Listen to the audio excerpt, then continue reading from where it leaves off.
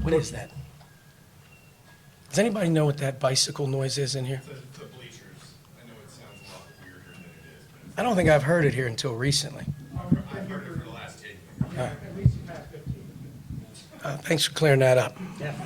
Coach, we're going to make an opening statement, then we'll open it up for questions. Yeah, really, a highly contested game. We knew it was going to be hard, and, Arkansas, playing them one time already and having a little familiarity with them, helped.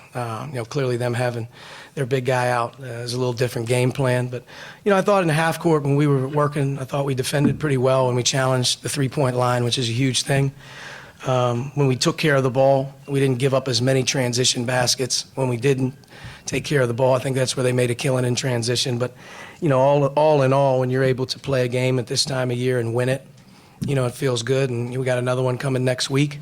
And, obviously today was a great environment to really appreciate the fans that came out to the game. I mean, you probably don't win that game without that type of crowd. So hopefully we can get another one of those. But we're a game away from New York City. And when you're in this thing, you try to win it. And we'll either have Clemson or Wichita State, which both teams are really good. And it'll be a really hard game on the next one as well. But we're really thankful to win.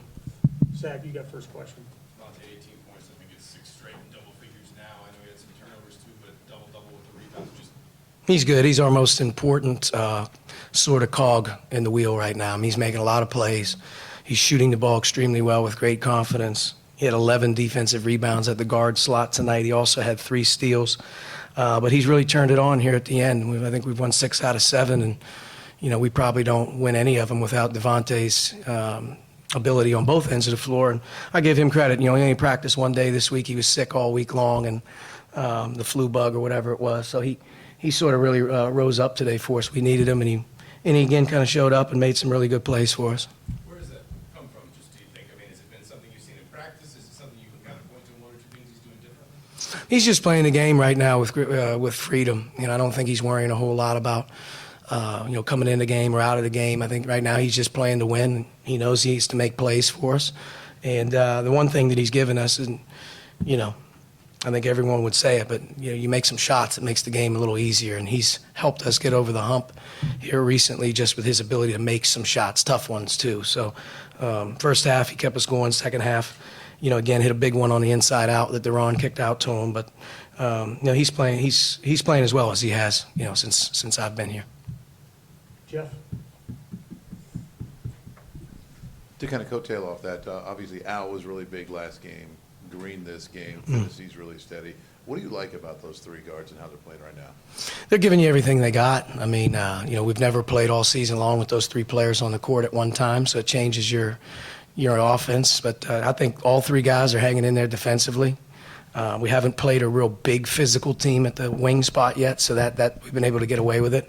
But Al, Rob, and Devonte give you your highest playmaking ability, especially in transition. And I think, Al obviously had great looks tonight. They didn't go down. He scores 22 the other game. And I thought Rob had a key stretch in the second half where he made plays as a point guard, whether it was baskets or dump offs. And Devonte, again, for the second game, like I said, he's continued to give us an added valued offensive player. And if we could ever get, sort of the three-point line really clicking with 2 guys or 3 guys, that just makes a world of difference for our team.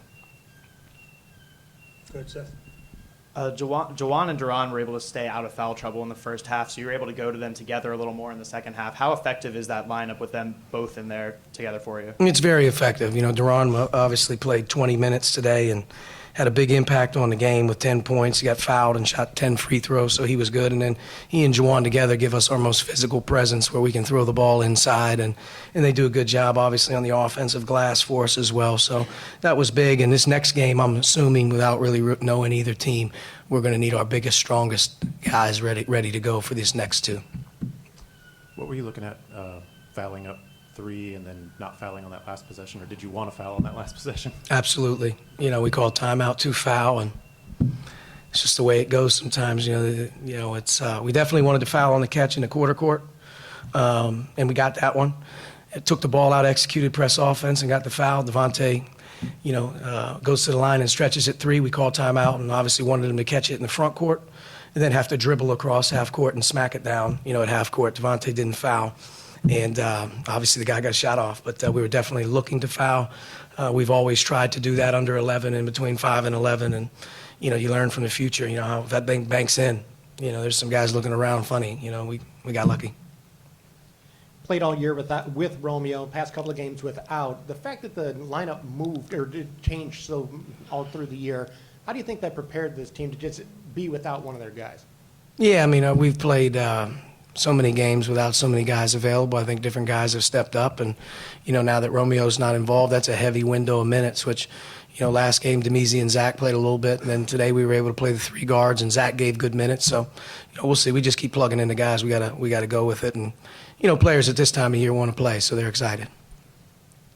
Duran seems to be moving pretty well. He was diving on the floor. Do you feel like he's as healthy as he's been all season long? Mm-hmm. Yeah, I think he's been playing pretty good basketball for us the last month and a half. He's had big games. He's had really key games for us. Today was another one, and he was able to get 20-some minutes. I thought he worked really hard after the St. Francis game and putting him in a situation, putting himself in a good spot mentally to be ready to go today. And he's gonna have to be ready to go whether we play Tuesday or Wednesday of next week, because the size that we'll play with these next 2 teams will be more like a Big Ten game.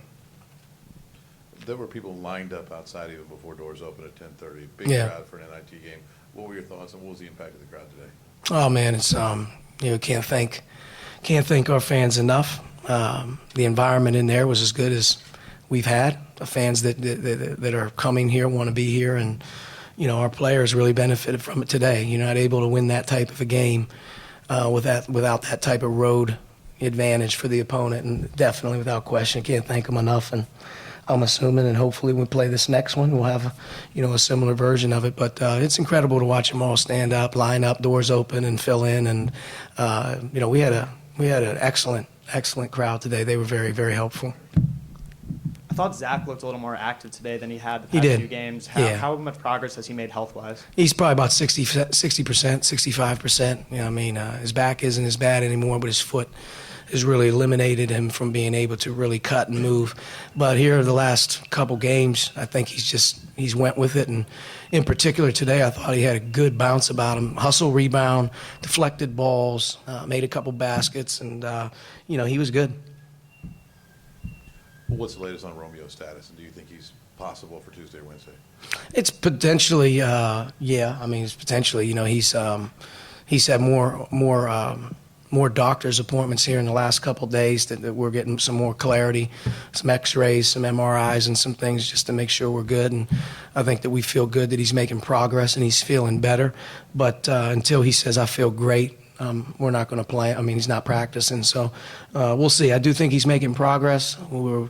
We're getting a lot of information from the doctors and whatnot, and he's taking his time with his rehab and making sure that he's doing his part, trying to get back. But he's sore. His pain is moving around a little bit, whether that's alignment or SI. But I don't think it's anything long term. It's going to be serious. It's just kids logged a lot of minutes this season, and anytime you have your backs jarred or it doesn't feel good, anyone who's ever experienced that, you're very uncomfortable. So he's not going to be able to do anything until he gets that thing feeling pretty good. So we're hopeful. Got a couple more days to see where he's at. If he's not there, we'll play the game without him. And if we're able to keep advancing, the longer it goes, the better chance he has of coming back. All right, Coach, thank you. Thank you.